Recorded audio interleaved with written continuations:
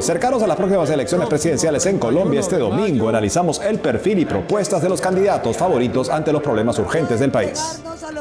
Pese al cese del fuego en Gaza, ataques israelíes contra Hamas siguen dejando civiles muertos y el primer ministro Netanyahu advierte que va por el control total del territorio. En Líbano, Israel y Hezbollah mantienen mutua ofensiva militar con más víctimas, mientras en el Pentágono retoman conversaciones para que se cumpla el alto al fuego. Frente a las guerras, desde el Vaticano, el Papa preside un rosario mundial por la paz este sábado. Y en el centenario de la muerte de Antonio Gaudí hablamos con un experto sobre su legado y el papel de la arquitectura religiosa en la vida espiritual a pocos días de la visita apostólica del Papa León XIV a España.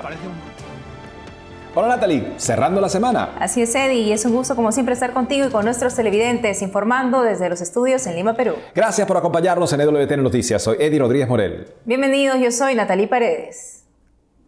En el día de San Pablo VI iniciamos las noticias desde Colombia, que este domingo 31 de mayo elige a un nuevo presidente de la República. Los últimos sondeos muestran al candidato Iván Cepeda del partido Gobierno Pacto Histórico con poco más del 37% de apoyo, seguido por Abelardo del Espiriella del Partido Defensores de la Patria con el 27,5% y la candidata del Centro Democrático Paloma Valencia con el 21,7%.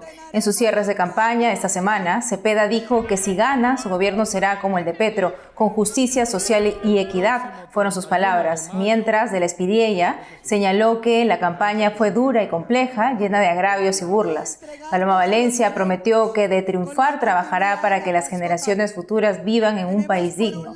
Por su parte, la presidencia de la Conferencia Episcopal de Colombia llamó a los candidatos a contribuir con un clima de paz, respetando el resultado de las elecciones y el orden constitucional. Para analizar este escenario electoral nos acompaña Demar Córdoba, abogado constitucionalista, periodista y profesor universitario. Ha sido asesor en el Congreso de Colombia y se desempeña como profesor en la Universidad Católica de Colombia, la Universidad Gran Colombia y la Universidad Sergio Arboleda. Además es panelista del programa La Hora de la Verdad.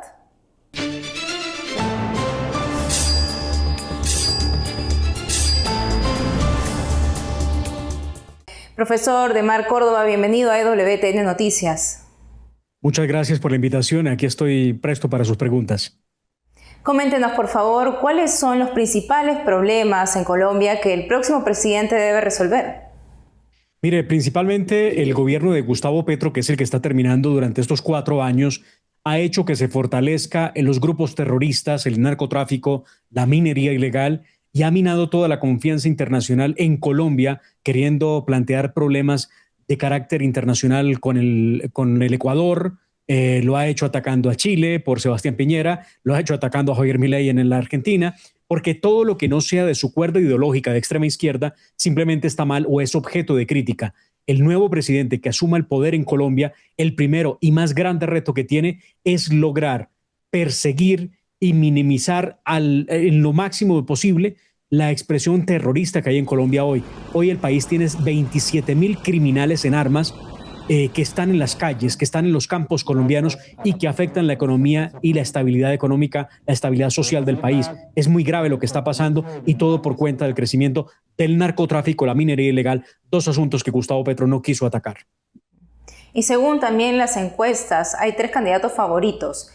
Aunque ninguno en realidad muestra una aceptación contundente de la mayoría, ¿no? ¿A qué adjudica, por ejemplo, que el candidato del oficialismo, el izquierdista Iván Cepeda, por el momento reúna más simpatías? Mire, aquí hay un problema gravísimo en Colombia. La nueva ley de encuestas, que es del año pasado, es una ley que formó una especie de comité especial en el Consejo Nacional Electoral.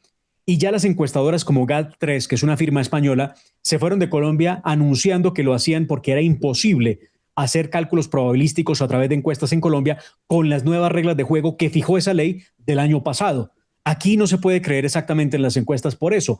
De hecho, ni el barómetro funciona, ni tampoco el eurobarómetro en Europa, tampoco en América Latina, tampoco las mediciones en Estados Unidos o inclusive en el mismo DANE, que es el Departamento Nacional de Estadística en Colombia. Y por eso se fue la encuestadora.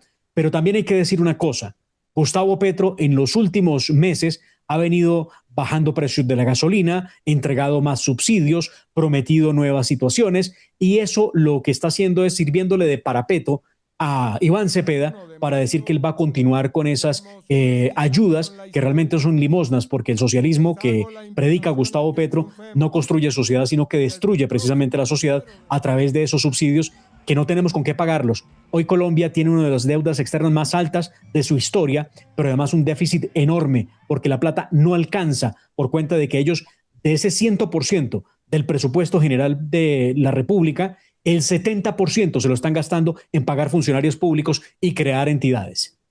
¿Y cuáles son estas propuestas igual que plantea Iván Cepeda? Mire, es muy grave porque Iván Cepeda dice que tiene que ser el continuismo de lo que trae Gustavo Petro. Gustavo Petro destruyó el sistema de salud, el tercer mejor sistema de salud que había en América Latina. Hoy es un desastre. Hoy la gente tiene que hacer filas. Se han muerto el año pasado más de 2.500 pacientes por falta de medicinas y falta de atención en centros médicos. Esa es una. La otra, dice Cepeda que va a profundizar los cambios en cuanto al tema minero energético. Colombia es un país extraordinariamente rico en petróleo, gas y carbón. Gustavo Petro acabó con la producción de gas, petróleo y carbón en Colombia. Hoy estamos importando más del 30% del gas que consumimos. Lo pagamos más caro con Gustavo Petro. Hoy nosotros consumimos un precio de gasolina superior al que se paga en los Estados Unidos. Es increíble. Un país productor pagando, teniendo los bienes y los recursos en el subsuelo. Y eso es lo que plantea Cepeda, profundizar lo que ellos llaman el cambio. Y han engañado a la gente haciéndole creer que efectivamente con subsidios, persiguiendo lo que ellos llaman los ricos de este país y persiguiendo a los empresarios, se va a lograr el desarrollo de Colombia. Señor De Mari, también hay otros dos candidatos que están en segundo y tercer lugar. Estamos hablando del abogado Abelardo y de Paloma. ¿Qué diferencias podría encontrar usted en ellos? Y nos puede hablar también de estas propuestas. Mira, absolutamente todas las diferencias. Abelardo de las Prietas es el candidato que está en segundo lugar en la intención del voto, según esos sondeos, que son tan complejos y ya he dicho, no creo en esos sondeos por las dificultades que hay en la toma de las muestras. Y las diferencias son todas.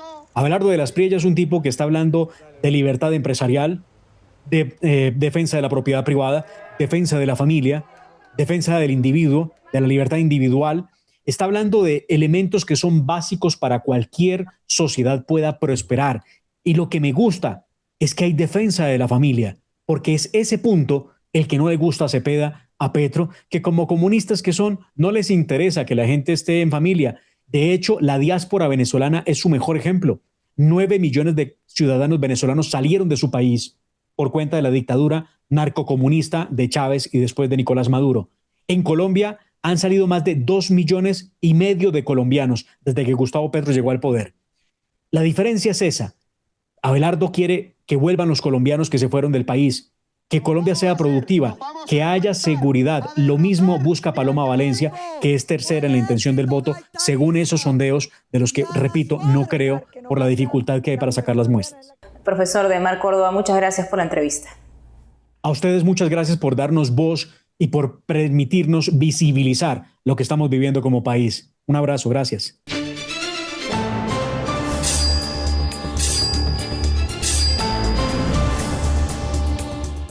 Nos vamos a Gaza, donde este jueves decenas de palestinos se enteraron a más de 10 muertos en recientes ataques israelíes. El ejército de Israel informó el miércoles que lanzó ataques en el norte de la franja de Gaza contra 2 terroristas de Hamás, uno de ellos líder del brazo militar, a menos de 2 semanas después de que su predecesor también fuera asesinado. Este jueves, el primer ministro de Israel, Benjamin Netanyahu, anunció que aumentará su control militar sobre Gaza al 70% del territorio. Desde la entrada en vigor de un frágil alto al fuego en octubre, murieron más de 900 personas y hay más de 2,000 heridos, según el Ministerio de Salud de Gaza, controlado por el gobierno de Hamás y considerado generalmente fiable por la comunidad internacional. Tras recibir la advertencia de ataques israelíes, los residentes abandonan la zona, aunque algunos cuestionan la prontitud de los avisos. Escuchemos. Alguien llegó corriendo diciendo que la zona estaba bajo orden de evacuación. Llamaron y dijeron que evacuáramos en 5 minutos. Apenas podíamos cargar a nuestros hijos dormidos y correr con ellos. Ni siquiera esperaron los 5 minutos. Antes de que pasaran, bombardearon el lugar. Y mientras Irán y Estados Unidos se acusan mutuamente de acciones militares en los últimos días, desde Washington el vicepresidente J.D. Vance este viernes afirma que están a punto de llegar a un acuerdo, reporta Associated Press. Hoy también se reúnen delegaciones militares de alto nivel de Israel y Líbano en el Pentágono en torno al desarme de los terroristas de Hezbollah, una retirada militar israelí y el control de la frontera por parte de Israel. En la víspera, Israel atacó un suburbio al sur de Beirut, mientras continúa intensificando sus ataques en todo el Líbano, informa Associated Press. En la ciudad costera de Tiro, al sur del Líbano y alrededores, mató al menos a 14 personas. Israel decidió intensificar los ataques contra Hezbollah a principios de esta semana, después de que Hezbollah aumentara la intensidad de sus ataques contra las tropas israelíes en el sur del Líbano y en el norte de Israel con drones. Los ataques generalizados de los últimos días han sido los más intensos en el Líbano desde que entró en vigor un alto el fuego nominal el 17 de abril. Sin embargo, con los ataques en curso, existe mucha preocupación de que cualquier tipo de acuerdo a largo plazo simplemente fracase, que sea un alto el fuego solo de nombre. Y ante este panorama de guerra en Medio Oriente y en otras partes del mundo, este fin de semana será especial en el Vaticano. Todo se está preparando para el Rosario por la Paz previsto que se rece este sábado a las 7 de la tarde hora local. También el Papa se reunirá con miles de fieles de la Renovación Carismática Católica. Muchos no lo recordarán, pero se trata de una realidad impulsada por el Papa Francisco en 2019 y que aglutina realidades centradas en vivir una experiencia muy íntima con el Espíritu Santo. Nuestro corresponsal Javier Romero informa. En los últimos años, esta escena se ha repetido cada vez más. El Rosario. Vimos a Francisco rezarlo tras la invasión a Ucrania. Fue ante esta imagen de María, reina de la paz encargada por Benedicto XV durante la Primera Guerra Mundial. Está en Santa María la Mayor. Al Papa León lo vimos rezando el Rosario en octubre durante el jubileo de la espiritualidad mariana. Y también en abril, para pedir la paz. En ese día, el Papa dejó ver parte de su personalidad, su fórmula para resolver problemas: serena constancia. Necesitamos no dejarnos arrastrar por la aceleración de un mundo que no sabe qué es lo que persigue, para volver a seguir el ritmo de la vida, la armonía de la creación y curar sus heridas. El Rosario, al igual que otras formas de oración muy antiguas, nos ha unido esta noche en su ritmo regular, basado en la repetición. Así se abre paso la paz, palabra tras palabra, gesto tras gesto, como una roca se excava gota a gota, como en el telar el tejido avanza movimiento tras movimiento. Son los largos tiempos de la vida, signo de la paciencia de Dios. El Rosario convocado para el sábado será en los Jardines Vaticanos a las 7 de la tarde, en un lugar conocido para muchos, la Gruta de Lourdes. Desde allí se cerró, en otras ocasiones, el mes dedicado a la Virgen María. Varios santuarios marianos ya han confirmado que seguirán la iniciativa en directo y en la Plaza de San Pedro se instalarán pantallas gigantes para que quienes deseen seguirlo desde allí lo puedan hacer, puesto que el espacio en los Jardines Vaticanos es reducido. En Roma, Javier Romero, EWTN Noticias. Hacemos una pausa y al volver, en el centenario de la muerte de Antonio Gaudí, hablamos con un experto sobre su obra y el significado de la arquitectura religiosa en la vida espiritual a pocos días de la visita apostólica del Papa León XIV a España. Además, por los 300 años de la canonización de Santo Toribio de Mogrovejo, la Iglesia en Perú exhibe reliquias inéditas sobre la gran obra misionera del patrono de los obispos de Latinoamérica. Volvemos con más noticias con Enfoque Católico.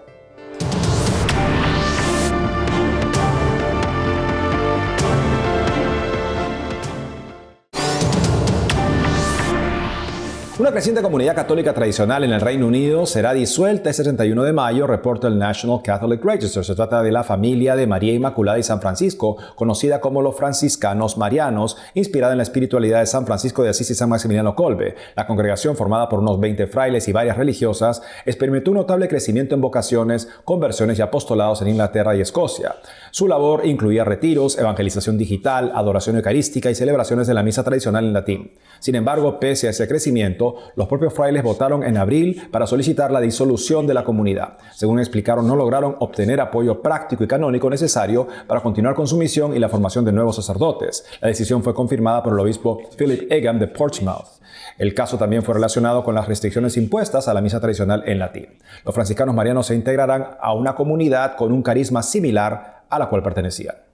A casi 7 días de la esperada llegada del Papa León XIV a España, seguimos informando sobre el significado y trascendencia de las visitas y encuentros que el Santo Padre sostendrá en este país llevando el Evangelio. En Barcelona cumplirá un acto importante en el Templo de la Sagrada Familia. Con un experto hablé sobre la relevancia de la arquitectura de la Sagrada Familia en la vida espiritual.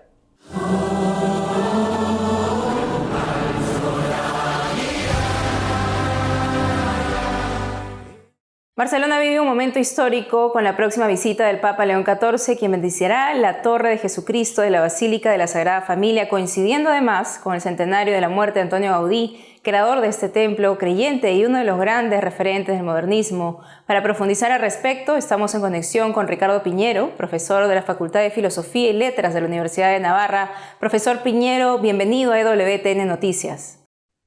Encantado de estar con ustedes, es un placer. Profesor Piñero, ¿cómo interpreta usted que el Papa inaugure la Torre de Jesucristo en la Basílica de la Sagrada Familia? Pues me parece un hecho providencial, porque de alguna manera nos encontramos ante una de las últimas grandes obras, yo diría, de la cristiandad como proyecto arquitectónico que Gaudí concibe hace muchísimos años. Justamente este año celebramos el centenario de Gaudí, y parece un broche de oro no solo para la propia obra de Gaudí, sino para su propia vida, ¿no? Porque tiene una gran coherencia entre el mensaje que intenta transmitir el Papa León XIV con la propia arquitectónica teológica de esta obra magna que es la Sagrada Familia. Precisamente, profesor, la visita del Papa a un monumento tan histórico y tan importante como es la Sagrada Familia, como usted bien ha mencionado, coincide con el centenario de Antonio Gaudí, que es su creador, ¿no? Para usted, ¿qué significado tiene esta coincidencia del mensaje que usted también nos menciona? Pues Gaudí era una persona con un gran sentido estético. Esto salta a la vista en su obra, en su forma de concebir los proyectos artísticos, pero también era un hombre con un gran sentido sobrenatural. Cuando uno se acerca a la Sagrada Familia, es consciente de que está de alguna manera en medio de una obra que es una especie de parangón de la propia creación, que es algo así como el reflejo de la obra de la creadora de Dios a escala humana, ¿no? Entonces yo creo que el Papa lo que está queriendo reconocer es la importancia de la belleza como elemento que conduce precisamente a esa contemplación del Dios vivo. ¿Y cómo entender, profesora, a Gaudí, no solo como arquitecto, viendo también la belleza y considerando la belleza de sus obras, como un artista profundamente también creyente que podamos nosotros ver como un testimonio de fe? Pues es tan claro como que no solo porque su proceso está en proceso, digamos, de beatificación, canonización, sino que es que además su mirada sobre el mundo es algo así como un reflejo de lo que podríamos llamar teología de la creación.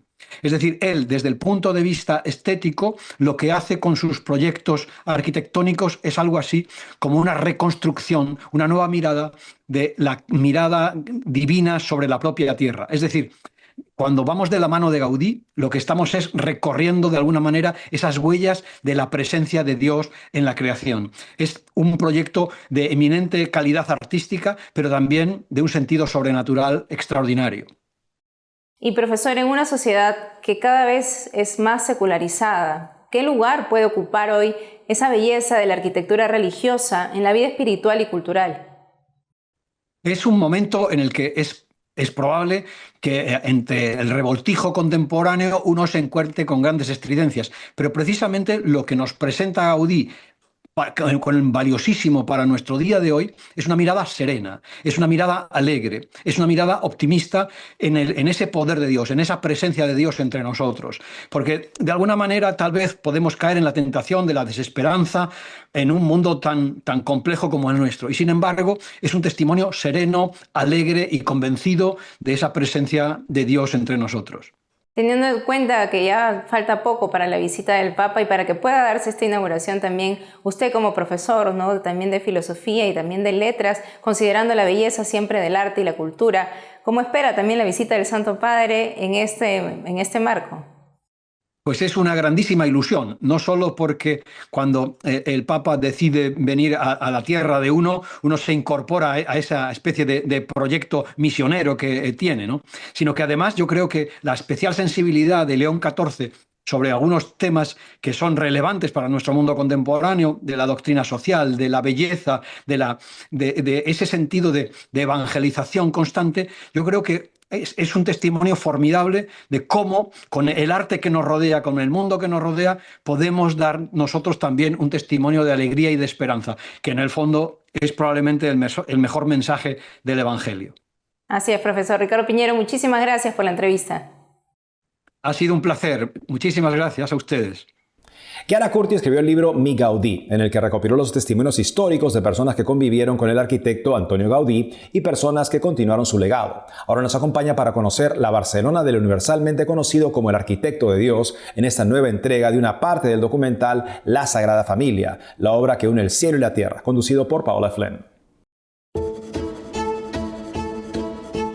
Esta es la ciudad con la que se encontrará el Papa León XIV en su visita. Barcelona es una comunidad histórica, una gran urbe europea, cuyas calles empedradas llenas de vida son las mismas que en su día caminó apresurado Gaudí. Para entender mejor la Sagrada Familia, hay que descubrir al arquitecto que la soñó. Seguimos su ruta diaria por las calles de Barcelona y nos encontramos con la arquitecta y escritora Chiara Curti. Con Gaudí acontece algo que es muy especial. O sea, que todas las personas que han trabajado con él, o sea, sus colaboradores, cuando escriben de la arquitectura, nunca pueden prescindir de escribir también de él como persona. Como que la arquitectura y su vida iban juntas de una forma muy íntima. Hay un discípulo suyo que recoge que en un momento Gaudí dijo que no era él que construía la Sagrada Familia, sino que era la Sagrada Familia que le construía a él. De niño, Gaudí padeció de fiebres reumáticas, por lo que los médicos que lo consideraban muy frágil desaconsejaron caminatas extenuantes. Pasó muchos años en Mas de la Calderera, una finca rural y casa de campo familiar, donde se podía ver la fuerza de la naturaleza intacta. Sabemos que no podía jugar a causa de su enfermedad, que esto no jugar él nunca lo vivió como algo negativo, sino como la posibilidad de desarrollar una observación de la naturaleza más profunda, ¿no? Él la llama la atenta observación.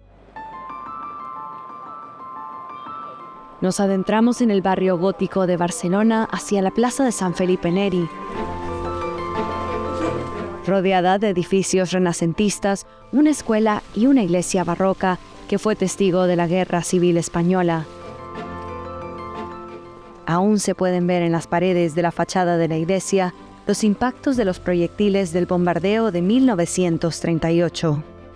Esta pequeña plaza histórica, donde hoy podemos ver a los niños salir de la escuela y a los turistas descansar junto a la fuente, es uno de los últimos barrios que Gaudí caminó antes del trágico accidente que cobró su vida, cuando fue atropellado en junio de 1926.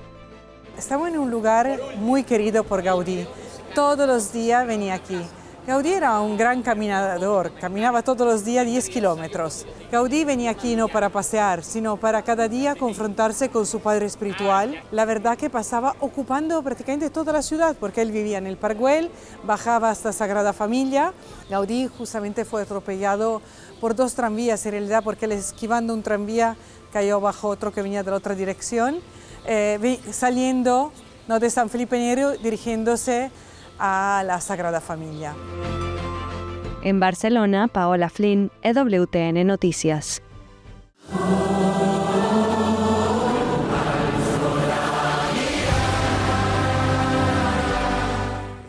Y con motivo de los 300 años de la canonización de Santo Toribio de Mogrovejo, patrono de los obispos de Latinoamérica, en Perú el Arzobispado de Lima exhibe una exposición de reliquias nunca antes vistas que testifican la gran obra misionera del máximo modelo de los obispos en Hispanoamérica. Nuestro corresponsal Abel Camasca nos muestra.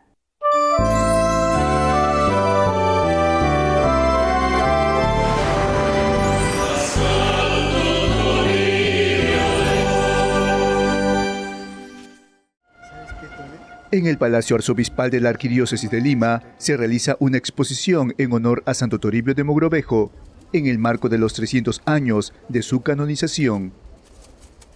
Kelly Montoya, directora del Archivo Arzobispal de Lima, explica el objetivo. Bueno, el objetivo es mostrar a través de los documentos que custodiamos en el archivo arzobispal cómo fue la vida de Santo Toribio de Mogrovejo en la Arquidiócesis de Lima. Estamos trabajando desde agosto del año pasado seleccionando los documentos. La exposición está distribuida en 3 secciones, la primera compuesta por paneles que describen la vida y obra del santo entre los siglos XVI y XVII, desde su nacimiento en Mayorga, España, el 16 de noviembre de 1538, hasta su labor misionera en el Virreinato del Perú, donde se santificó. Fueron 4 de las visitas que hizo a los diferentes lugares que componían la Arquidiócesis de Lima, sobre todo en el norte, llegó hasta Chachapoyas, fue el primer arzobispo que llegó y el único durante el Virreinato. Solo la primera visita o recorrido que hizo Santo Toribio por su arquidiócesis tomó 6 años. El virrey de entonces se quejó al rey de España. Decía que el arzobispo nunca estaba en su sede, que se la pasaba viajando y nadie lo veía. Pero él, desde que pisó el territorio en Paita y que desde Paita a Lima vino a pie, pues sabía que su misión era esa, conocer a los habitantes de este territorio y entenderlos. Y para entenderlos tenía que visitarlos, tenía que pasar tiempo con ellos y tenía que aprender su idioma. La segunda parte de la exposición muestra un grupo de libros antiguos y especializados, con datos históricos del patrono de los obispos latinoamericanos. A mí me ha llamado la atención la tarea que Toribio le encargó al clero de aquella época de aprender quechua y aymara. No solamente es adoctrinar, sino también anunciar el Evangelio traducido a los lenguajes y a las realidades de las culturas. Entre los objetos más preciados se exhibe una reliquia en 2º grado de Santo Toribio de Mogrovejo, cedida por una congregación religiosa para esta exposición. Se trata de este zapato que el santo usó, símbolo de su peregrinación, de color rojo, que en la liturgia evoca la sangre y el sacrificio. Estuvo por un tiempo en Quito, Ecuador, y luego retornó a Lima. Fue donado a la Congregación de los Sagrados Corazones. Además tenemos una pintura muy interesante de Santo Toribio joven que ha sido prestada también para esta exposición y un grabado muy bonito y que solamente existen, al parecer, por las investigaciones que hemos hecho, 2 copias, la que tenemos nosotros y otra que está en el Museo Británico. También hay cartas antiguas de varios obispos de América pidiendo al arzobispo de Lima que solicite al Papa que la fiesta de Santo Toribio se celebre también en otros países. En la actualidad, su fiesta universal es cada 23 de marzo, día de su muerte. Queremos invitarlos a participar de esta exposición que está disponible hasta el 26 de junio. El ingreso es libre y es una linda oportunidad para recorrer el legado pastoral de Toribio de Mogrovejo. La atención es de lunes a viernes de 2 de la tarde hasta las 6 y los sábados a partir de las 11 de la mañana. En Lima, Abel Camasca, EWTN Noticias.